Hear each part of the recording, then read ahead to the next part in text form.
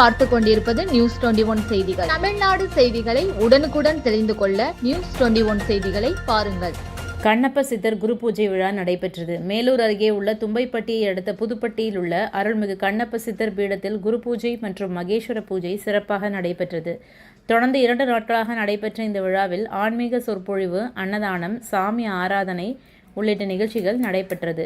நிகழ்ச்சியில் சிவகங்கை, மதுரை, திண்டுக்கல் ஆகிய மாவட்டங்களை சேர்ந்த சிவனடியார்கள், சன்னியாசிகள் மற்றும் கிராம பொதுமக்கள் திரளாக கலந்து கொண்டனர்.